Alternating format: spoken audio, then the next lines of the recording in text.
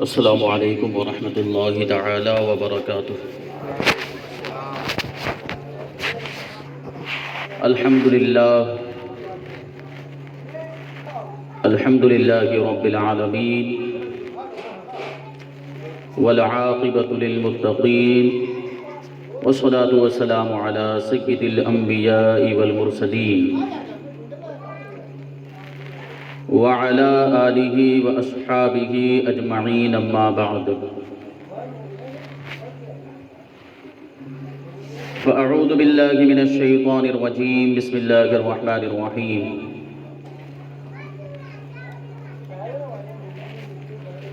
یا ایہا الناس اتقوا ربکم الذی خلقکم من نفس واحدۃ وخلق منها زوجها وبث منهما رجالا كثيرا ونساء واتقوا الله الذي تساءلون به والأرحام إن الله كان عليكم رقيبا۔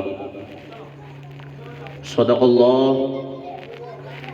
الله مولانا العظيم، وصدق رسوله النبي الأمين المتين الكريم، ونحن على ذلك لمن الشاهدين والشاكرين والذاكرين والحامدين والحمد لله رب العالمين۔ آئیے ہم اور آپ سب سے پہلے حضور سرور کائنات، فخر موجودات، باعث تخلیق کائنات، احمد مجتبی محمد مصطفیٰ صلی اللہ علیہ وسلم کی بارگاہ بے کس پناہ میں جھوم جھوم کر درود و سلام کا نذرانہ عقیدت پیش کریں اور پڑھیں اللہم صلی علی سیدنا و مولانا محمد معدن الجود والکرم وآلہ الکرام وابنہ الکریم وبارک وسلم صلاة و سلام علیک یا رسول اللہ صلی اللہ تعالی علیہ وسلم۔ عزیزان ملت اسلامیہ، جیسا کہ آپ سب جانتے ہیں کہ ہم یہاں پر شادی کی تقریب میں حاضر آئے ہیں۔ شادی اور نکاح یہ بہت ہی مقدس اور پاکیزہ رشتہ ہوتا ہے، اور آپ کو یہ بات معلوم ہونی چاہیے کہ دنیا کے جتنے بھی رشتے ہیں یہ بعد میں وجود میں آئے ہیں، اور شادی اور نکاح کا یعنی میاں بیوی کا جو رشتہ ہے یہ سب سے پہلے وجود میں آیا۔ دنیا کا سب سے پہلا رشتہ یہ نکاح کا رشتہ ہے، شادی کا رشتہ ہے۔ دنیا کے سب سے پہلے انسان حضرت آدم علیہ السلام اور آپ کی زوجہ محترمہ ام الانسان حضرت حوا رضی اللہ تعالی عنہا، حضرت آدم اور حضرت حوا کا جو نکاح ہوا ہے یہ دنیا کا سب سے پہلا نکاح ہے۔ اس کا واقعہ یوں ہے کہ جب اللہ تبارک و تعالی نے حضرت آدم علیہ السلام کو پیدا کیا، آپ کی پیشانی میں نور محمدی صلی اللہ علیہ وسلم عطا فرمایا، اور پھر اس نور پاک کی برکت سے اللہ تبارک و تعالی نے حضرت آدم علیہ السلام کو ساری چیزوں کے اسماء، یعنی دنیا بننے سے لے کر قیامت تک جتنی بھی مخلوقات اور جتنی بھی چیزیں دنیا کے اندر بن چکی ہیں، ہو چکی ہیں یا ہونے والی ہیں، ساری چیزوں کے نام اور ساری چیزوں کی تفصیل اللہ تبارک و تعالیٰ نے حضرت آدم علیہ السلام کو سکھا دی کہ نور مصطفیٰ کی برکت سے۔ تو اب آپ سوچیں کہ جب حضرت آدم علیہ السلام کے علم کا یہ معاملہ ہے تو ہمارے نبی کے علم غیب کا عالم کیا ہو؟ ساری چیزوں کے نام اور ساری چیزوں کی تفاصیل حضرت آدم علیہ السلام کو سکھا دی گئی، تو ہمارے آقا کو اللہ تبارک و تعالیٰ نے کیسا علم عطا فرمایا ہوا۔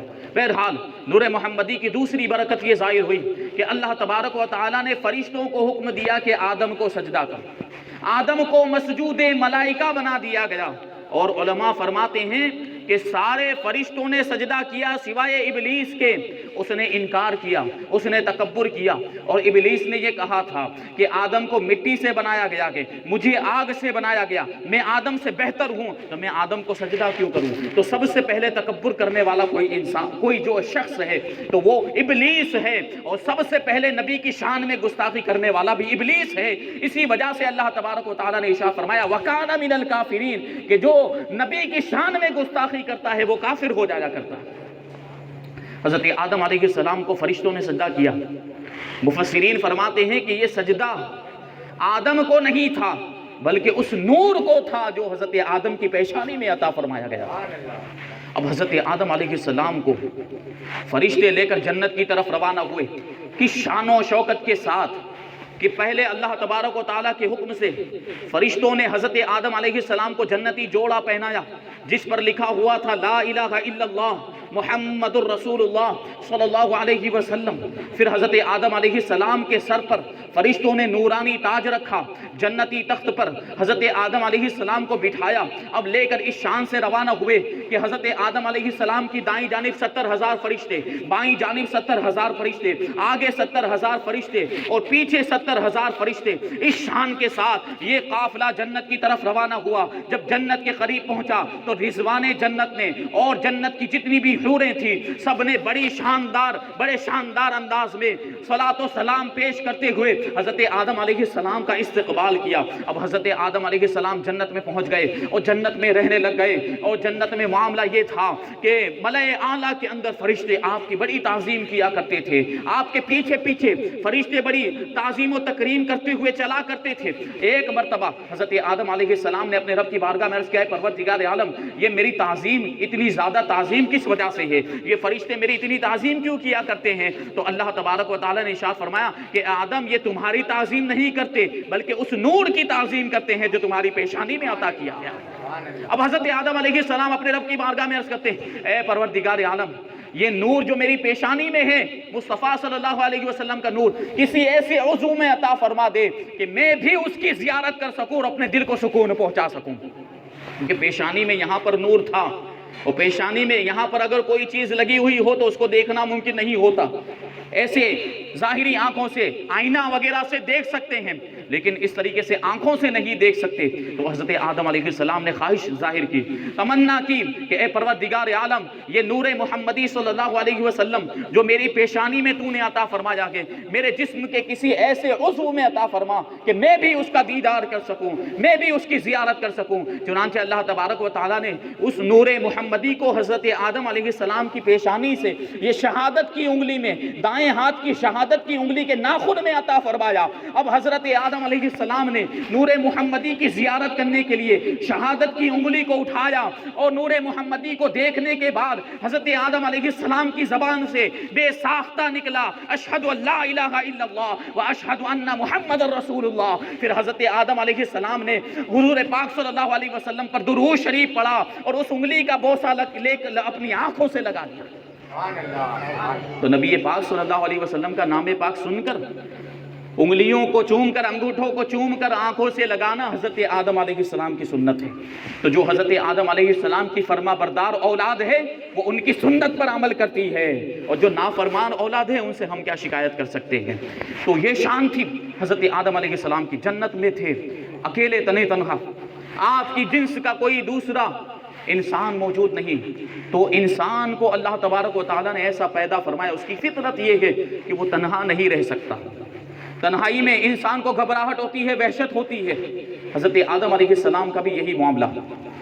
تو جنت میں حضرت آدم علیہ السلام کو تنہائی کی وحشت محسوس ہونے لگی, گھبراہٹ ہونے لگی. تو حضرت آدم علیہ السلام اپنے رب کی بارگاہ میں عرض کرتے ہیں, اے پروردگار عالم میں جنت میں اکیلا ہوں, میرا ہم جنس کوئی نہیں ہے, میرا ہم جنس کوئی دوسرا انسان بھی پیدا فرما دے تاکہ میں اس سے انسیت حاصل کر سکوں, اس سے مانوس ہو سکوں.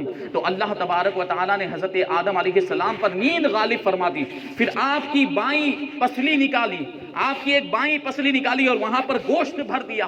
پھر اس بائیں پسلی سے اللہ تبارک و تعالیٰ نے حضرت حوا رضی اللہ تعالیٰ عنہ کو پیدا کیا.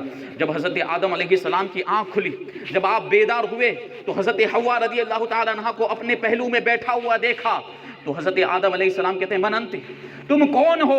تو حضرت حوا رضی اللہ تعالیٰ عنہ نے کہا امرأۃ, میں عورت ہوں. حضرت آدم علیہ السلام ارشاد فرماتے ہیں لما خلقتی, تمہیں کیوں پیدا کیا گیا ہے؟ تو حضرت حوا کہتی ہیں لتسکن الیہ, مجھے اس لیے پیدا کیا گیا ہے تاکہ تم مجھ سے سکون حاصل کرو, تاکہ تم مجھ سے آرام حاصل کرو. اب حضرت آدم علیہ السلام نے ہاتھ بڑھا کر حضرت حوا کی ذات میں تصرف کرنا چاہا, حضرت حوا کو چھونا چاہا. تو فرشتوں نے روک دیا اور فرشتوں نے فرشتے جو ہے کہ مانے ہوئے تو حضرت آدم نے کہا کہ کیوں روکتے ہو؟ تو فرشتوں نے کہا کہ جب تک آپ کا نکاح حضرت حوا سے نہیں ہو جاتا، جب تک آپ نکاح کا مہر ادا نہیں کر دیتے، آپ ان کو چھو نہیں سکتے ہیں، آپ ان کو ہاتھ نہیں لگا سکتے۔ اب حضرت آدم علیہ السلام فرشتوں سے پوچھتے ہیں کہ حوا کا مہر کیا ہے، اس نکاح کا مہر کیا ہے؟ فرشتے اللہ کے حکم سے عرض کرتے ہیں کہ محمد صلی اللہ علیہ وسلم پر 3 مرتبہ درود پاک پڑھو، اور ایک روایت میں ہے کہ محمد صلی اللہ علیہ وسلم پر 20 مرتبہ درود پاک پڑھو، یہی تمہارے نکاح کا مہر ہے۔ چنانچہ حضرت آدم علیہ السلام نے نبی پاک پر درود پاک پڑھا، اور خود اللہ تبارک و تعالی نے نکاح کا خطبہ پڑھا، اور درود پاک کی برکت سے اس طریقے سے حضرت حوا رضی اللہ تعالی عنہا حضرت آدم علیہ السلام کے نکاح میں آئی۔ تو دنیا کا سب سے پہلا رشتہ کوئی ہے وہ نکاح کا رشتہ ہے، وہ شادی کا رشتہ ہے۔ پھر حضرت آدم علیہ السلام اور حضرت حوا رضی اللہ تعالی عنہ دنیا میں تشریف لائے۔ دنیا میں آنے کے بعد توالد و تناسل کا سلسلہ جاری ہوا، آپ کی اولاد ہوئی، اولاد کی اولاد ہوئی، اس طریقے سے بستیاں آباد ہوئی، گاؤں آباد ہوئے، دیہات آباد ہوئے، شہر آباد ہو گئے۔ یہ سب پوری کائنات جو وجود میں آئی ہے یہ ہمارے نبی کے صدقے میں وجود میں آئی۔ اگر حضرت آدم علیہ السلام ہمارے نبی پاک پر درود نہیں پڑھتے تو ان کا نکاح نہیں ہوتا، اور نکاح نہیں ہوتا تو اولاد نہیں ہوتی، اولاد نہیں ہوتی تو یہ بستیاں آباد نہیں ہوتی، یہ شہر و نگر آباد نہیں ہوتے۔ پتہ چلا کہ یہ بستیاں اور یہ شہر جو آباد ہوئے ہیں ہمارے نبی پر درود پڑھنے کے صدقے میں آباد ہوئے۔ نبی پاک صلی اللہ علیہ وسلم پر درود پڑھنے کی بڑی برکتیں ہیں۔ تو یہ نکاح جو ہے یہ حضرت آدم علیہ السلام کی سنت ہے، بلکہ تمام انبیاء کرام کی سنت ہے نکاح۔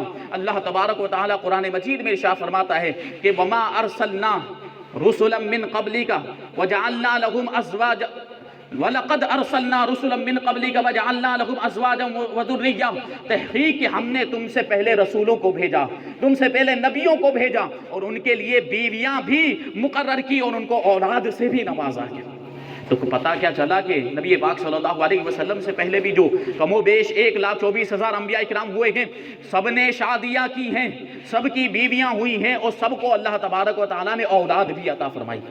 یہی اللہ تبارک و تعالیٰ کا مقصود ہے، یہی اللہ تبارک و تعالیٰ کا منظور ہے، اور اسی میں اللہ تبارک و تعالیٰ کی رضا ہے کہ انسان آپس میں ایک دوسرے سے شادی کرے، مرد اور خاتون ایک دوسرے سے شادی کریں، اور نکاح کا رشتہ قائم ہو جائے، پھر توالد و تناسل کا سلسلہ جاری ہو، اور انسانوں کی نسل جو ہے اس طریقے سے آگے بڑھتی ہی رہے۔ اور اسی مقصد کے تحت اللہ تبارک و تعالیٰ نے مرد اور عورت کے اندر شہوت بھی رکھی ہے، خواہش بھی رکھی ہے، جس کی وجہ سے مرد جو ہے عورت کی طرف متوجہ ہوتا ہے اور عورت مرد کی طرف مائل ہوتی ہے۔ لیکن جانوروں جیسا معاملہ نہیں انسانوں کا۔ انسان کو اللہ تبارک و تعالیٰ نے اشرف المخلوقات بنایا ہے۔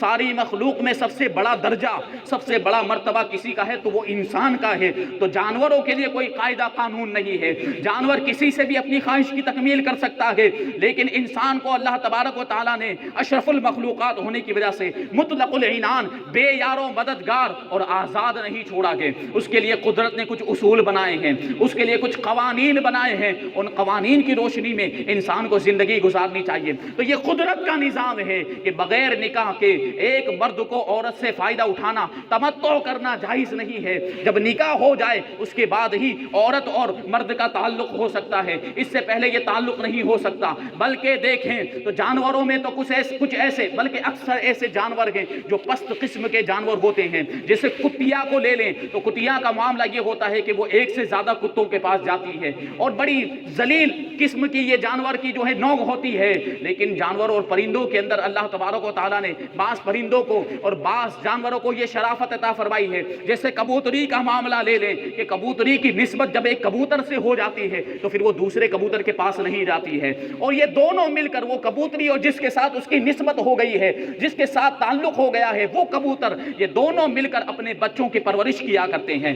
تو انسان کو بھی اللہ تبارک و تعالیٰ نے اشرف المخلوقات ہونے کی وجہ سے ان ساری چیزوں کا پابند بنایا ہے کہ جب اس کی نسبت ایک عورت کے ساتھ ہو جائے، جب اس کا نکاح ایک عورت کے ساتھ ہو جائے تو اسی سے اس کا تعلق ہو، پھر دوسرے کے ساتھ اس کا تعلق قائم کرنا جائز نہیں، یا نکاح کے بغیر، رشتہ شادی کے بغیر دوسرے سے تعلق قائم کرنا جائز نہیں ہے۔ یہی نظام قدرت ہے۔ حضرت آدم علیہ السلام کا بھی حضرت حوا سے نکاح ہوا تھا، اور جتنے بھی مومنین گزرے ہیں، جتنی بھی امتیں گزری ہیں، جتنے بھی انبیاء کرام کی قومیں گزری ہیں، سب کے اندر یہ تھا، اور سب کے شریعتوں میں یہ معاملات تھے کہ شادی کے بغیر یہ تعلق قائم کرنے کو ناجائز سمجھا جاتا تھا اور اس کو گناہ سمجھا جاتا تھا۔ لیکن آج کے دور میں یہ مغربی تہذیب کے دل دادا، یہ جو ہے کہ ویسٹرن کلچر کے ماننے والے، اور جو لوگ امریکہ کے پر جو ہے کہ پیروی کرنے والے ہیں، وہ آزادی کے نعرے لگاتے ہیں، اور وہاں پر یہ بات جو ہے کہ یہ تصور دیا جاتا ہے کہ عورت کو ایک انسان کے ساتھ مقید ہو کر رہنے کی کوئی ضرورت نہیں ہے، انسان آزاد ہے، وہ جس سے چاہے جسمانی تعلق قائم کر سکتا ہے۔ لیکن اس کی برائیاں آپ وہاں پر جا کے دیکھیں، آپ کو پتا چلے گا کہ انسان کو آزادی کا تصور دینے والے آج انہیں ان کی شرمگاہوں کی حفاظت اور ان کی عزتوں کی حفاظت فراہم کرنے سے قاصر ہیں۔ آج وہاں پر عورتوں کی عزتیں نیلام ہو رہی ہے، ان کی عصمت دری کی جا رہی ہے، اور معاملہ یہ ہے کہ بہت سے بچے ایسے ہیں جن کا کوئی باپ نہیں ہے۔ بہت سے بچوں کو آپ پوچھیں تو وہ اپنے باپ کا نام نہیں بتا سکتے ہیں۔ یہ مادر پدر آزاد تہذیب ہے، یہ اسلامی تہذیب نہیں ہے۔ اسلام تو ہمیں حکم دیتا ہے کہ جب ایک سے تعلق ہو جائے، جب رشتہ ازدواج میں جڑ جائیں، جب شادی ہو جائے، جب نکاح ہو جائے، تو پھر دوسرے سے تعلق جائز نہیں ہے۔ نکاح کے رشتے کے بغیر، شادی کے بغیر تعلق قائم کرنا جائز نہیں ہے۔ یہ پاکیزہ دستور ہے، یہ مقدس قانون ہے جو اسلام نے ہمیں عطا کیا ہے، جو اسلام ہمیں تعلیم دیتا ہے، ہمیں سکھاتا ہے کہ زناکاری سے بچا جائے، بدکاری سے بچا جائے، بدنگاہی سے بچا جائے۔ شادی سے پہلے نکاح سے پہلے عورت اور مرد ایک دوسرے کے لیے اجنبی ہوتے ہیں، ان کا جو ہے آپس میں ملنا جلنا جائز نہیں، ملاقات کرنا جائز نہیں ہے، بلا وجہ گفتگو کرنا، باتیں کرنا جائز نہیں ہے۔ یہ سارے احکام ہمیں اسلام کے اندر ملتے ہیں۔ یہ اتنا پاکیزہ مذہب ہے جو گناہوں کے قریب جانے سے بھی ہمیں روکتا ہے، جو زنا کے قریب جانے سے بھی ہمیں روکتا ہے۔ اللہ تبارک و تعالی ارشاد فرماتا ہے وَلَا تَقْرَبُوا الزِّنَا إِنَّهُ كَانَ فَاحِشَةً وَسَاءَ سَبِيلًا، کہ زنا کے قریب بھی مت جاؤ، کہ وہ بہت ہی بے حیائی کا کام ہے اور بہت ہی برا راستہ ہے۔ اب دیکھیں آپ، اللہ تبارک و تعالیٰ نے زنا کے قریب جانے سے بھی منع کیا۔ اب زنا کے قریب نہ جانے کا مطلب کیا ہے کہ جو زنا کے اسباب ہیں،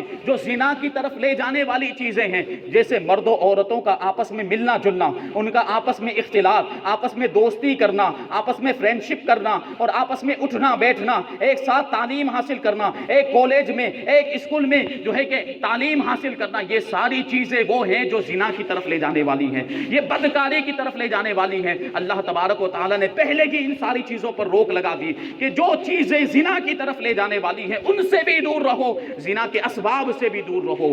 اور نکاح کا حکم دیتا ہے اللہ تبارک و تعالیٰ، شادی کا حکم دیتا ہے۔ شادی تمام انبیاء کرام کی سنت ہے اور سارے نبیوں کی سنت ہے۔ اللہ کے رسول صلی اللہ علیہ وسلم ارشاد فرماتے ہیں کہ النکاح بن سنتی فمن رغب عن سنتی فلیس منی۔ ہر نکاح کے خطبے کے اندر یہ حدیث پاک پڑھی جاتی ہے، اس کا مطلب یہ ہوتا ہے کہ نکاح میری سنت ہے، جس نے میری سنت سے منہ موڑا وہ میرے راستے پر نہیں ہے، وہ میرے طریقے پر نہیں ہے، اس کا مجھ سے کوئی تعلق نہیں ہے۔ تو نکاح نبی پاک صلی اللہ علیہ وسلم کی سنت ہے، اور نکاح یہ رشتہ ازدواج میں جو ہے کہ جڑ جانا، یہ اللہ تبارک و تعالیٰ کی رضا کا ذریعہ بھی ہے۔ اللہ تبارک و تعالیٰ نے پوری کائنات کو، یہ اس دنیا کو عالم اسباب بنایا ہے۔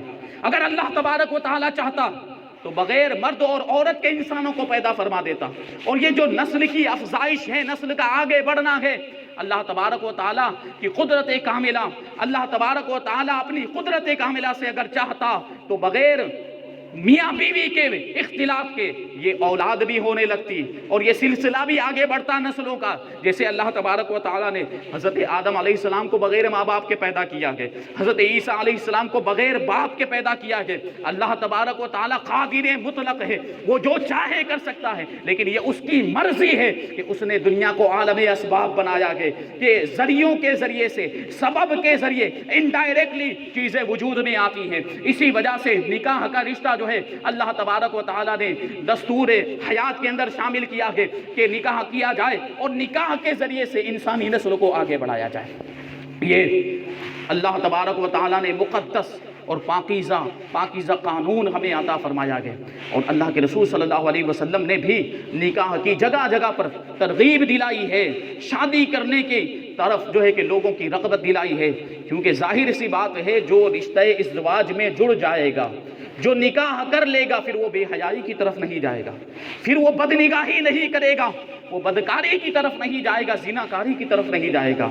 اللہ کے رسول صلی اللہ علیہ وسلم ارشاد فرماتے ہیں کہ تزوجوا الولود الولود ودود الولود فإنی مکاثر بکم الامم، کہ تم ایسی عورتوں سے نکاح کرو جو زیادہ محبت کرنے والی ہوں اور زیادہ بچے پیدا کرنے والی ہوں، کیونکہ قیامت کے دن میں تمہاری کثرت کو دیکھ کر دوسری امتوں پر فخر کا اظہار کروں گا۔ یہ بھی اللہ کے رسول صلی اللہ علیہ وسلم نے ارشاد فرمایا کہ اذا تزوج العبد فقد استکمل نصف الدین فلیتق اللہ فی النصف الباقی، کہ جو نکاح کر لیتا ہے، جو بندہ شادی کر لیتا ہے، اس کا آدھا دین مکمل ہو جاتا ہے، تو وہ باقی کے آدھے کو مکمل کرنے کے لیے تقوی اختیار کرے، اللہ کا خوف اپنے دل کے اندر پیدا کرے۔ یہ دیکھیں نکاح کی فضیلت، صحابہ کرام نے بھی اس کی اہمیت کو جانا، اس کی اہمیت کو سمجھا، اور صحابہ کرام بھی جانتے تھے کہ نکاح کرنا کتنا ضروری ہو، نکاح میں کیسی کیسی فضیلتیں ہیں۔ چنانچہ حضرت عمر رضی اللہ تعالیٰ عنہ نے ارشاد فرمایا کہ انسان صرف دو وجہوں سے نکاح نہیں کرتا ہے، ایک تو اپنی نامردی کی وجہ سے یا پھر بدکاری کی وجہ سے، بدکاری میں مبتلا ہو جاتا ہے، اس وجہ سے نکاح کی طرف اس کی توجہ نہیں ہوتی۔ حضرت عبداللہ ابن عباس رضی اللہ تعالیٰ عنہ ارشاد فرماتے ہیں کہ کسی عبادت گزار کی عبادت نکاح کے بغیر مکمل نہیں ہوتی، یعنی نکاح کرنا عبادت کا تتمہ ہے، کیونکہ جب انسان نوجوان ہوتا ہے تو شہوت کا غلبہ ہوتا ہے، شہوت اس پر غالب آ جاتی ہے، اور شہوت کے غلبے کی وجہ سے عبادت کے اندر خشوع و خضوع حاصل نہیں ہوتا، خلوص کے ساتھ انسان عبادت نہیں کر پاتا۔ لیکن جب وہ نکاح کر لیتا ہے تو اس کی جو خواہشات نفسانی ہوتی ہے وہ سکون پا جاتی ہیں، وہ تسکین پا جاتی ہیں۔ اس کے بعد جب بندہ اللہ تبارک و تعالیٰ کی عبادت کرتا ہے تو بڑے خشوع و خضوع کے ساتھ کرتا ہے۔ اس وجہ سے حضرت عبداللہ ابن عباس نے فرمایا کہ عابد کی عبادت نکاح کے بغیر مکمل نہیں ہوتی ہے۔ حضرت عبداللہ ابن مسعود رضی اللہ تعالیٰ عنہ نے ارشاد فرمایا کہ اگر میری زندگی کے صرف 10 دن باقی رہ جائیں، آخری 10 دن باقی رہ جائیں، تو میں نکاح کرنے کو پسند کروں گا، تاکہ اپنے رب کی بارگاہ میں مجرد ہو کر، یعنی بغیر نکاح کے، غیر شادی شدہ ہو کر اللہ کی بارگاہ میں مجھے حاضری نہ دینے پڑے۔ یہ دیکھیں صحابہ کرام کی نگاہ میں نکاح کی اہمیت، آپ اس سے اندازہ لگائیں۔ حضرت معاذ بن جبل رضی اللہ تعالیٰ عنہ کی 2 بیویاں تھیں، طاعون کی وبا میں یعنی پلیگ کی بیماری میں ان دونوں بیویوں کا انتقال ہو گیا، اور حضرت معاذ بن جبل بھی اسی بیماری کے اندر مبتلا تھے۔ آپ نے اپنے رشتہ داروں کو پکارا، عزیزوں کو بلا کر ارشاد فرماتے ہیں کہ میرا نکاح کر دو، آخری ایام چل رہے ہیں، لیکن اس کے باوجود حضرت معاذ بن جبل کہتے ہیں کہ میرا کسی عورت سے نکاح کر دو کہ تجرد کی حالت میں بغیر نکاح کے اللہ کی بارگاہ میں حاضر نہیں ہونا چاہتا ہوں۔ میں اس بات کو اچھا نہیں سمجھتا، مجھے یہ بات اچھی معلوم نہیں ہوتی کہ غیر شادی شدہ ہونے کی حالت میں میری پیشی اللہ کی بارگاہ میں ہو۔ یہ صحابہ کرام کی نزدیک نکاح کی اہمیت ہے اور نکاح کی فضیلت۔ تو جو نکاح کی طاقت رکھتا ہو جسمانی اعتبار سے بھی اور مالی اعتبار سے بھی، یعنی اپنی بیوی کے سارے حقوق ادا کر سکتا ہو، تو اس کو نکاح کرنا عام حالات میں سنت مؤکدہ ہے۔ اور اگر انسان کو گناہوں میں مبتلا ہونے کا خوف ہو، اگر زناکاری اور بدکاری میں مبتلا ہو جانے کا صحیح اندیشہ ہو، تو پھر اس کے لیے نکاح کرنا واجب ہو جاتا ہے۔ لیکن بعض حالات ایسے ہیں کہ جب نکاح کرنا ناجائز بھی ہوتا ہے، جس سے اگر انسان کو گمان غالب ہے، انسان کو خطرہ ہے کہ وہ جسمانی حقوق ادا نہیں کر سکے گا، مالی حقوق ادا نہیں کر سکے گا، بیوی کو کھلا پلا نہیں سکے گا، نان و نفقہ کا انتظام نہیں کر سکے گا، اس کی رہائش کا لباس وغیرہ کا انتظام نہیں کر سکے گا، تو پھر اس کے لیے نکاح کرنا جائز نہیں ہے۔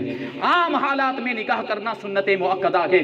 تو اللہ تبارک و تعالیٰ توفیق دے، اللہ تبارک و تعالیٰ طاقت عطا فرمائے، تو نکاح ضرور کرنا چاہیے اور نکاح کو آسان سے آسان بنانے کی کوشش کرنی چاہیے۔ یہ صحابہ کرام کے نزدیک نکاح کی اہمیت ہے۔ اب میں آپ کے سامنے نکاح کے فوائد عرض کرنے کی کوشش کروں گا۔ یہ نکاح کے اندر اللہ تبارک و تعالیٰ نے بے شمار فائدے رکھے۔ ظاہر سی بات ہے کہ جو چیز اللہ تبارک و تعالیٰ نے خود پسند فرمائی ہو، جو چیز سارے انبیاء کرام کی سنت ہو، اس میں دنیا کے بھی فائدے ہوں گے اور آخرت کے بھی فائدے ہوں گے۔ ان میں سے 5 فائدے یہاں پر ذکر کیے جاتے ہیں۔ سب سے پہلا فائدہ ہے اولاد کا حصول۔ نکاح کے ذریعے اولاد حاصل کی جاتی ہے۔ نکاح ہوتا ہے اور تعلق قائم ہوتا ہے، اس کے بعد اللہ تبارک و تعالیٰ اولاد عطا فرماتا ہے، اور نسل انسانی کی افزائش اولاد کے ذریعے ہوتی ہے۔ انسان کی نسل آگے بڑھتی ہے، یہ اولاد کے ذریعے سے بڑھتی ہے۔ تو یہ اللہ تبارک و تعالیٰ کی رضا کی موافقت بھی اس میں ہے۔ اس میں اللہ تبارک و تعالیٰ کی رضامندی بھی ہے اور نبی پاک صلی اللہ علیہ وسلم کی محبت کی علامت بھی ہے کہ نبی پاک نے بھی نکاح کیا کہ اور اللہ کے رسول نے یہ بھی ارشاد فرمایا ہے کہ اولاد کی کثرت کی وجہ سے میری امت کی کثرت کو دیکھ کر کل قیامت کے میدان میں میدان محشر میں دوسری امتوں پر اس فخر کا اظہار کروں گا۔ تو یہ نبی پاک صلی اللہ علیہ وسلم کی محبت کی علامت بھی۔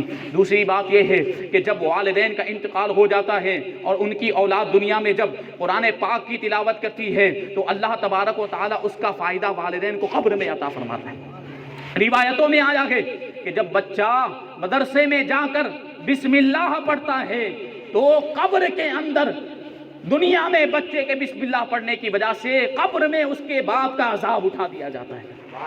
تو یہ کیسے حاصل ہوا؟ اولاد کے ذریعے سے۔ پھر کبھی ایسا بھی ہوتا ہے کہ اولاد بچپنے میں ہی انتقال کر جاتی ہے، کبھی ایسا بھی معاملہ ہوتا ہے کہ کچا بچہ ہی گر جایا کرتا ہے، مرا ہوا بچہ کبھی کبھی پیدا ہوتا ہے۔ ایسے جو بچے ہوں گے جو بچپنے میں انتقال کر جائیں گے، کل قیامت کے دن اپنے رب کی بارگاہ میں اپنے ماں باپ کی سفارش کا ذریعہ بنیں گے، ان کی شفاعت کا ذریعہ بنیں گے، گناہوں کی معافی کا ذریعہ بنیں گے۔ تو نکاح کا سب سے پہلا فائدہ جو ہے وہ اولاد کا حصول ہے اور اولاد حاصل کرنا ہے۔ اولاد اللہ تبارک و تعالیٰ کی بہت بڑی نعمت ہے اور اس میں سے جو لڑکیاں ہوتی ہیں، بیٹیاں، اللہ تبارک و تعالیٰ نے ان کو بڑی اہمیت عطا فرمائی۔ اللہ کے رسول صلی اللہ علیہ وسلم نے بھی جگہ جگہ لڑکیوں کی، بیٹیوں کی فضیلت کو بیان کیا۔ ایک مقام پہ اللہ کے رسول صلی اللہ علیہ وسلم ارشاد فرماتے ہیں، من کان لہ ثلاث بنات فانفق علیہن واحسن الیہن حتی یغنیہن اللہ عنہ اوجب اللہ لہ الجنہ البتۃ الا ان یعمل عملا لا یغفر لہ، کہ جس کی 3 بیٹیاں ہو اور ان 3 بیٹیوں کی وہ اچھی طرح پرورش کرے، ان کو تربیت دے، ان کی ضرورتوں کو پورا کرے، ان پر اپنا مال خرچ کرے، ان کے ساتھ اچھا سلوک کرے، یہاں تک کہ اللہ تبارک و تعالیٰ ان 3 بیٹیوں کو اپنے باپ سے بے نیاز کر دے، یعنی ان کی شادی ہو جائے، ان کا نکاح ہو جائے، تو ایسے باپ کے لیے اللہ تبارک و تعالیٰ جنت کو واجب فرما دیا کرتا ہے، مگر یہ کہ وہ کوئی ایسا عمل کرے جس کی بخشش نہیں ہو سکتی، یعنی شرک جیسا کام کر لے تو پھر وہ جنت کا حقدار نہیں ہوگا۔ یہ بیٹیوں کی برکت ہے اور یہ بیٹیاں کیسے حاصل ہوں گی؟ نکاح کے ذریعے سے حاصل ہوگی۔ نکاح کا دوسرا فائدہ ہے شہوت اور خواہش کا جو ہیجان ہوتا ہے، اس کا جو جوش ہوتا ہے وہ نکاح کے ذریعے سے ختم ہو جاتا ہے۔ انسان بدنگاہی سے بچ جاتا ہے۔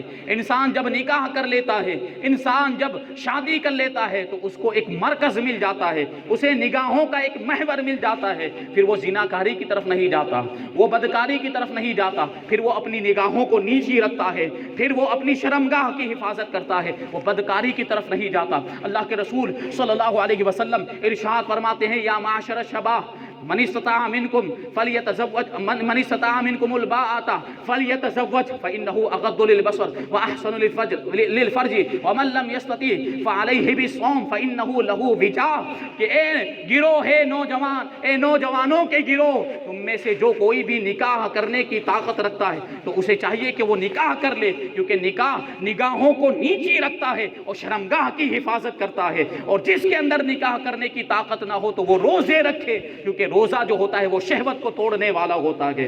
اسی وجہ سے اللہ تبارک و تعالیٰ نے بھی قرآن مجید کے اندر ارشاد فرمایا، وَلْيَسْتَعْفِفِ الَّذِينَ لَا يَجِدُونَ نِكَاحًا حَتَّى يُغْنِيَهُمُ اللَّهُ مِنْ فَضْلِهِ، کہ جو لوگ نکاح کی طاقت نہیں رکھتے، جو لوگ نکاح کرنے کی قدرت نہیں، استطاعت نہیں رکھتے، ان کو چاہیے کہ وہ پاک دامنی اختیار کریں، وہ پارسائی اختیار کریں، یعنی روزے رکھیں، گناہوں سے بچنے کی پھر بھی کوشش کرتے رہیں، یہاں تک کہ اللہ تبارک و تعالیٰ انہیں اپنے فضل سے نکاح کی طاقت عطا فرما دے، نکاح کی استطاعت عطا فرما دے، اور پھر جب اللہ تبارک و تعالیٰ انہیں نکاح کی طاقت عطا فرمائے تو وہ نکاح کر لیں اور گناہوں سے بچیں، بدنگاہی اور بدکاری سے بچیں، تو اللہ تبارک و تعالیٰ دنیا کی بھی برکتیں عطا فرمائے گا اور آخرت کی بھی برکتیں عطا فرمائے گا۔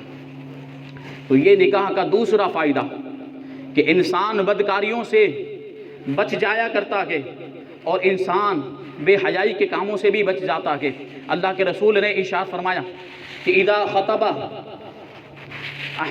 خطب احدکم من ترضون دینہ وخلقہ فزوجوہ الا تفعلوا تکن فتنۃ فی الارض وفساد عظیم، کہ جب تمہیں کوئی ایسا شخص نکاح کا پیغام بھیجے، جس کے دین کو اور جس کے اخلاق کو تم پسند کرتے ہو تو اس کے ساتھ اپنی اولاد کا نکاح کر دیا کرو، کیونکہ اگر تم ایسا نہیں کرو گے تو زمین میں فتنہ برپا ہوگا اور بہت ہی بڑا فساد پیدا ہو جائے گا کہ نکاح نہیں ہوتا ہے تو اس کی وجہ سے پھر نگاہیں بہکتی ہیں، اس کی وجہ سے انسان بدکاری کی طرف جاتا ہے، بد نگاہی کرتا ہے اور زناکاری کے دروازے کھل جاتے ہیں۔ اس وجہ سے جب ہمیں خوف ہو کہ ہماری اولاد بدکاری کی طرف چلی جائے گی تو ان کا نکاح کر دینا چاہیے تاکہ ان کی شرمگاہوں کی حفاظت ہو جائے، وہ بدکاریوں سے بچ جائے اور زناکاریوں سے بچ جائے۔ اللہ تبارک و تعالی ہم کو اس کی توفیق عطا فرمائے۔ تو یہ دوسرا فائدہ ہے، اور تیسرا فائدہ ہے کہ نکاح کے ذریعے سے انسان کو راحت اور سکون میسر آتا ہے۔ انسان جب نکاح کر لیتا ہے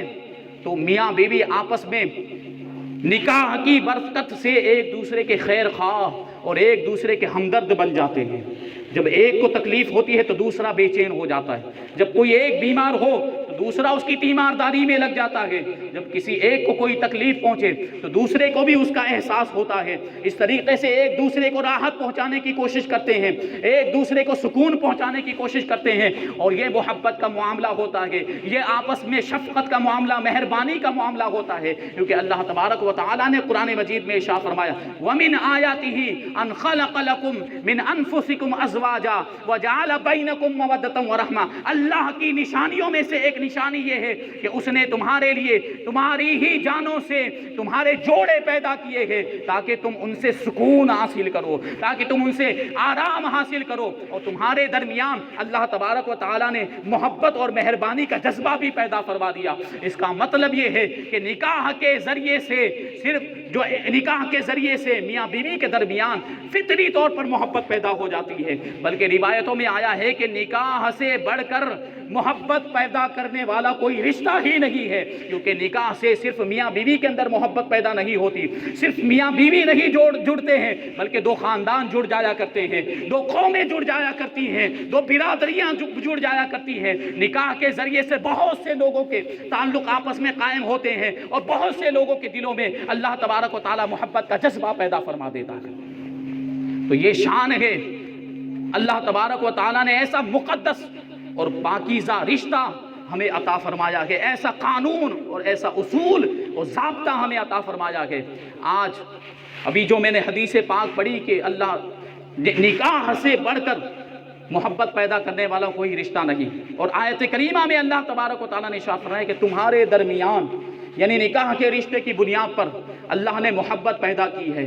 تو اب سوال یہ پیدا ہوتا ہے کہ آج تو بڑے جھگڑے ہوتے ہیں میاں بیوی کے درمیان، بڑا رسا کشی کا معاملہ ہوتا ہے اور بڑی جو ہے کہ روٹھنے روٹھانے کا معاملہ ہوتا ہے، ایک دوسرے سے ناراضگی بھی ہو جاتی ہے، لڑائیوں تک بات پہنچ جاتی ہے، جھگڑے مار پیٹ تک بھی بات آ جاتی ہے، گالی گلوچ تک بات پہنچ جاتی ہے۔ تو جب نکاح کے ذریعے محبت پیدا ہوتی ہے تو پھر یہ جھگڑے کیوں ہوتے ہیں، یہ لڑائیاں کیوں ہوتی ہیں؟ تو اس کی بنیادی وجہ یہ ہے کہ نکاح کی جو تقریب ہوتی ہے، شادی کے جو فنکشن ہوتے ہیں، اس میں ہم نے طرح طرح کے خرافات کو شامل کر لیا ہے، اس میں ہم نے طرح طرح کے جو ہے کہ گناہوں کے کام کو، طرح طرح کی برائیوں کو ہم نے شامل کر لیا ہے۔ اس کی بے برکتی ہوتی ہے، یہ اس کی نحوست ہوتی ہے جس کی وجہ سے بعد میں جھگڑے ہوتے ہیں۔ آج دیکھیں تو ہماری شادی کی تقریبات میں ناچ گانا ہوتا ہے، ڈی جے باجے بجائے جاتے ہیں، اور جو ہے کہ ناچ ہوتا ہے، ہجڑوں کو بلایا جاتا ہے، اور پھر جو ہے غیر محرموں کا مجمع ہوتا ہے، طرح طرح کی برائیاں ہوتی ہیں، اور کیسی کیسی برائیاں کہ اس کو بیان کرنے کے لیے ہمارے پاس الفاظ نہیں ہے۔ ایسی ایسی برائیاں آج اس مقدس رشتے کی جو تقریب ہوتی ہے، نکاح کا ایسا مقدس رشتہ جب قائم ہونے والا ہوتا ہے، ایسی محفلوں کے اندر جب گناہوں کے کام ہوتے ہیں، جب خرافات ہوتے ہیں، جب بے حیائیاں ہوتی ہیں، جب بد نگاہی ہوتی ہے، تو پھر برکتیں کہاں سے ہوگی؟ پھر لڑائی جھگڑے نہیں ہوں گے تو اور کیا ہوگا؟ پھر اختلافات نہیں ہوں گے تو اور کیا ہوگا؟ اور معاملہ یہ ہے کہ آج ماحول بن گیا ہے کہ نکاح سے پہلے 2-3 سال پہلے رشتہ کر دیا جاتا ہے، اب فون پر بات چیت ہو رہی ہے، بے حیائی کی باتیں ہو رہی ہیں، اور گھنٹوں تک لوگ لگے رہتے ہیں۔ معاملہ یہ ہے اتنی باتیں اتنی گفتگو ہوتی ہے، اتنی باتیں ہو جاتی ہے شادی سے پہلے کہ پھر شادی کے بعد کرنے کے لیے باتیں بچتی ہی نہیں ہے، تو پھر صرف اختلاف رہ جاتا ہے اور پھر جھگڑے رہ جاتے ہیں۔ یہ سب ان چیزوں کی برکتیں بے برکتی ہے، بے حیائیوں کی بے برکتی ہے اور گناہوں کی نحوست ہے۔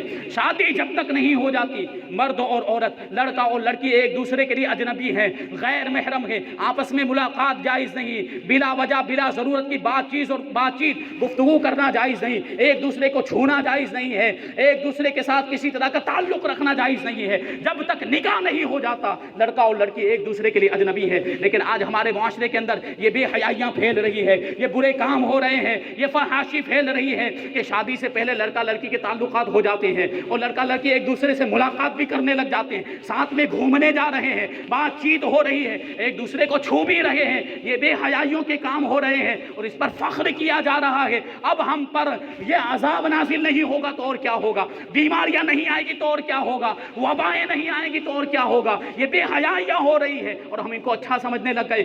آج معاملہ یہی ہے، قیامت کی نشانیوں میں سے یہ نشانی ہے کہ لوگ گناہوں کو گناہ سمجھنا چھوڑ دیں گے۔ آج یہ سب کام ہو رہے ہیں۔ گزشتہ زمانے پر غور کریں، ہمارے ماں باپ کا جو زمانہ، داداؤں کا جو زمانہ گزرا ہے، ان سارے کاموں کو بہت برا سمجھا جاتا تھا۔ شادی سے پہلے ایک دوسرے سے بات کرنا بھی برا سمجھتے تھے اور ایک دوسرے سے ملاقات کرنا تو بہت دور کی بات ہے۔ لیکن آج وہی باتیں عام ہو گئی، بلکہ معاملہ یہ ہوتا ہے کہ جب گھر میں فون آتا ہے تو ماں خود فون لا کر اپنی بیٹی کو دیتی ہے کہ لے ان کا فون آیا ہے۔ یہ بے حیائی اور یہ بے حسی ہے، احساس مردہ ہو چکا ہے ہمارا اور ہم ان ساری چیزوں کو اچھا سمجھنے لگے۔ آج معاملات یہاں تک پہنچ گئے کہ اگر کوئی لڑکا رشتہ ہو جانے کے بعد لڑکی سے بات نہ کرے فون پر تو لڑکی کے گھر والے سمجھتے ہیں کہ لڑکے کو دلچسپی نہیں ہے، لڑکے کو انٹرسٹ نہیں ہے۔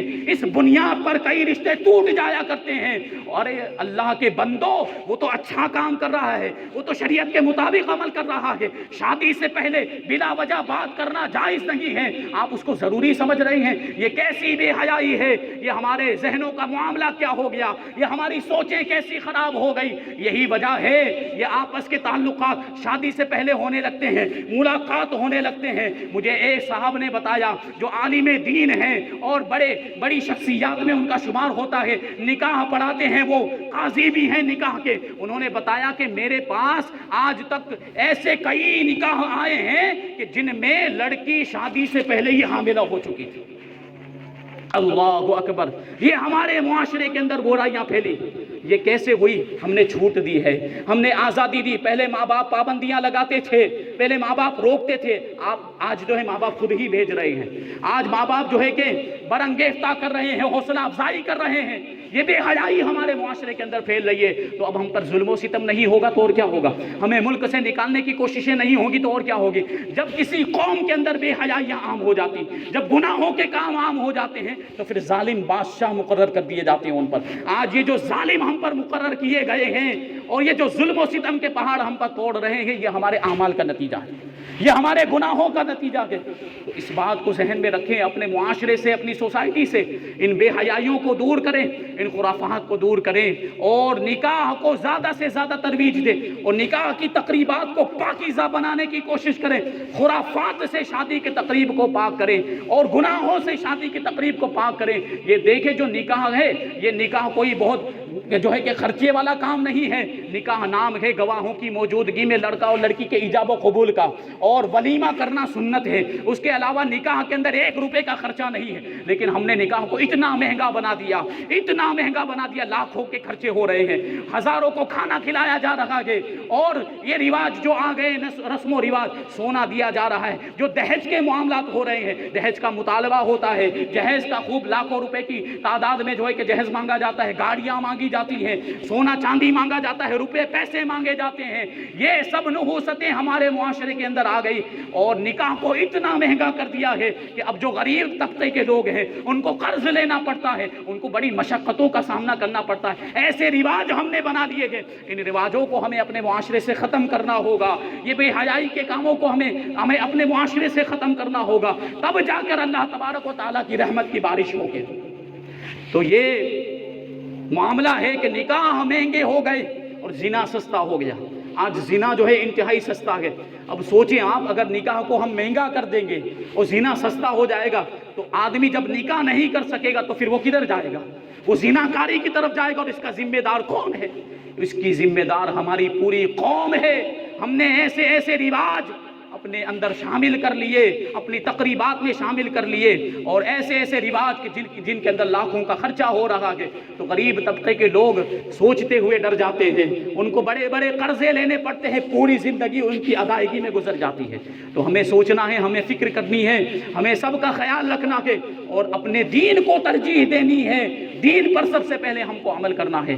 تو نکاح کا تیسرا جو فائدہ ہے وہ شہوت کو ختم کرتا ہے اور نگاہوں کی حفاظت کرتا ہے۔ اور پھر نکاح کا چوتھا جو فائدہ ہے وہ یہ ہے کہ انسان گھریلو ذمہ داریوں سے بری ہو جاتا ہے۔ نکاح جب کر لیتا ہے، گھر میں اس کی بیوی آ جاتی ہے، تو گھر کے سارے کام کاج پھر اس کی بیوی سنبھال لیا کرتی ہے۔ جھاڑو دینا ہو، پوچھا کرنا ہو، برتن مانجنے ہو، کھانا پکانا ہو، یہ سارے کام پھر بیوی کر لیا کرتی ہے۔ اب اگر سوچیں نکاح نہ کیا ہو، گھر میں انسان اکیلا ہو، تو اسے گھر کے سارے کام بھی کرنے پڑیں گے، جھاڑو پوچھا بھی کرنا پڑے گا، کھانا بھی بنانا پڑے گا، برتن بھی دھونے پڑیں گے۔ لیکن شادی ہو جانے کی وجہ سے یہ ساری ذمہ داریوں سے وہ سبکدوش ہو جاتا ہے، بیوی یہ سارے کام سنبھال لیا کرتی ہے۔ لیکن اس کا پھر یہ مطلب نہیں ہوتا کہ پھر سارا بوجھ بیوی کے اوپر ہی ڈال دیا جائے۔ اب ہمارا معاملہ یہ ہے، ہمارے نوجوانوں کا معاملہ یہ ہے کہ ایک گلاس پانی کا اٹھ کر لینے کے لیے تیار نہیں ہوتے، ایک گلاس پانی کا لینے کے لیے تیار نہیں ہوتے۔ اللہ کے رسول صلی اللہ علیہ وسلم کی زندگی کو ملاحظہ کریں۔ اللہ کے رسول صلی اللہ علیہ وسلم جب کاشانہ نبوت میں ہوتے تو اپنی ازواج مطہرات کی گھریلو کاموں میں مدد کیا کرتے تھے۔ تو کبھی کبھی گھریلو کام کاج میں بیویوں کی مدد بھی کر دینی چاہیے، اس سے ان کی دلجوئی ہوگی، ان کے دل کو خوشی حاصل ہوگی، پھر وہ اور اچھی طریقے سے آپ کے ساتھ پیش آئے گی۔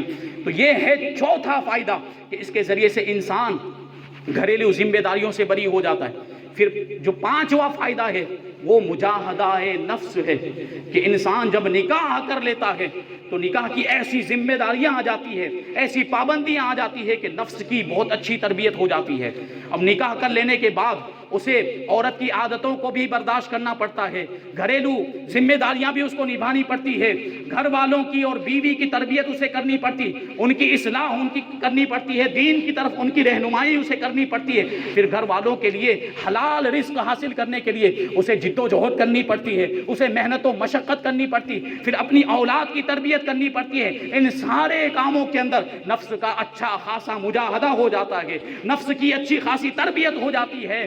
یہی وجہ ہے کہ اولاد کے بارے میں اور نکاح کے بارے میں ارشاد فرمایا گیا کہ وہ شخص جو اپنے لیے بھی محنت و مشقت کرتا ہے اور دوسروں کے لیے بھی محنت و مشقت کرتا ہے، وہ شخص ایسے شخص سے بہتر ہے جو صرف اپنے لیے محنت و مشقت کرتا ہے۔ اسی وجہ سے حضرت بشر حفی نے کہا تھا کہ امام احمد ابن حنبل 3 وجہ سے مجھ پر فوقیت رکھتے ہیں، ان میں سے ایک وجہ یہ ہے کہ حضرت امام احمد ابن حنبل رضی اللہ تعالیٰ عنہ اپنے لیے بھی محنت و مشقت کرتے ہیں اور دوسروں کے لیے بھی جد و جہد کرتے ہیں، جبکہ میرا معاملہ یہ ہے کہ میں صرف اپنے لیے عمل کرتا ہوں۔